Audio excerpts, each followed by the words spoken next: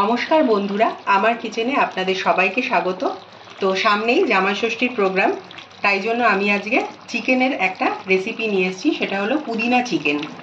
যেহেতু জামাই ষষ্ঠীটা খুব গরমের সিজনেই হয়, তাই জন্য আর এদিকে কিন্তু পুদিনা খুব শরীর ঠান্ডা রাখতে সাহায্য করে আর পেটের জন্য খুব ভালো। তো জামাইদের জন্য কিন্তু শাশুড়িরা এই রেসিপি একবার ট্রাই করে দেখতেই পারেন। তো তাই জন্য আজকে আমি এই চিকেনের রেসিপি ট্রাই করার জন্য এটা করলাম। তো দেখতে থাকুন আজকের রেসিপি। চিকেন বানানোর জন্য আমি যে স্পেশাল পেস্ট তৈরি করব, তার জন্য আমি নিয়ে নিয়েছি 2 টেবিল চামচ টক দই, জল ঝরিয়ে নিয়েছি, নুন, 1 কাপ মতো নিয়েছি পুদিনা পাতা, 1 কাপ নিয়েছি ধনে পাতা, 4টে রসুন আর 3টে নিয়েছি কাঁচা লঙ্কা। কাঁচা লঙ্কাটা আপনারা বেশিও দিতে পারেন। তো পেস্টটা তৈরি করে আমি ফেরত আসছি। এখানে আমি একটা কড়া বসিয়ে নিয়েছি আর দিয়ে দিয়েছি 4 টেবিল চামচ সর্ষের তেল। তেলটা একটু বেশি দিলে কি হবে, রান্নার স্বাদটা ভালো হবে। আপনারা চাইলে একটু কমও দিতে পারেন। এবার দিয়ে দিচ্ছি দুটো না, মানে একটাই বড় শুকনো লঙ্কা আমি 2টো করে নিয়েছি ভেঙে। দিয়ে দিচ্ছি তেজপাতা আর দারচিনি, একটু আনিয়ে নেব।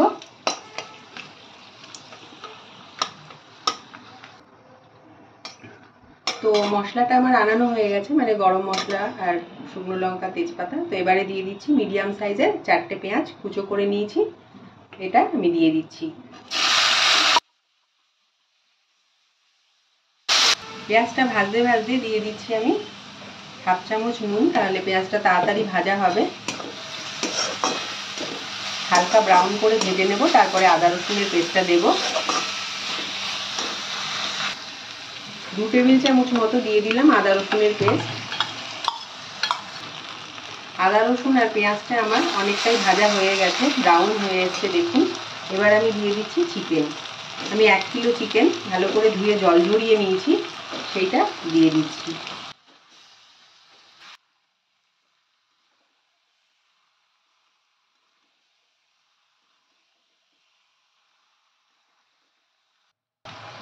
দিয়ে দিচ্ছি হলুদ গুঁড়ো 1 চামচ। আমি চিকেনটা 3 মিনিট মতো কষিয়ে নিয়েছিলাম। এবার দিয়ে দিচ্ছি ধনে গুঁড়ো। ধনে গুঁড়ো এরকম ছোট চামচের 2 চামচ দিলাম। আর দিয়ে দিচ্ছি নুন আন্দাজ মতো দিলাম। চিকেনটা 3 মিনিট কষানোর পর আমি এই মশলাগুলো দিয়ে দিলাম। এবার মশলাগুলো দিয়ে আমি ঢেকে কুক করব। ভালো করে মশলাগুলো আগে মিশিয়ে নিই চিকেনের সঙ্গে। ভালো করে মশলার সঙ্গে মিশিয়ে নিয়েছি। এবার ঢেকে লো টু মিডিয়াম আঁচে আমি মিনিট 5 কুক করে নেব। ঢাকাটা তুলে নিচ্ছি, মিনিট 5 হয়ে গেছে। আমি মাঝখানে একবার নেড়ে দিয়েছিলাম, দেখুন নিজে থেকেই জল ছেড়ে দিচ্ছে, আমি কিন্তু একটুও জল দিইনি। তো এবারে আমি দিয়ে দিচ্ছি 2টো চেরা কাঁচা লঙ্কা আর দিয়ে দেবো একটু চিনি, মানে ব্যালেন্স করার জন্য দেওয়া উচিত। আমি চিনি না দিয়ে দিচ্ছি 1/2 চামচ গুড়।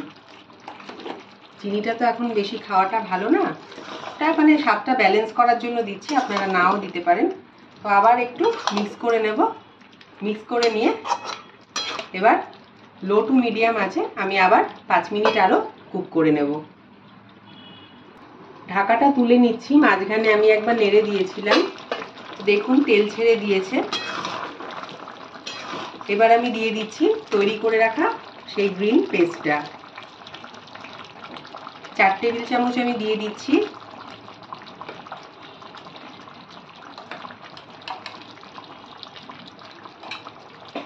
এবার ভালো করে মিক্স করে দেব।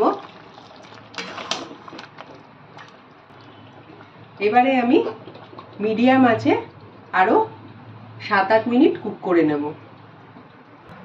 ঢাকাটা তুলে নিচ্ছি।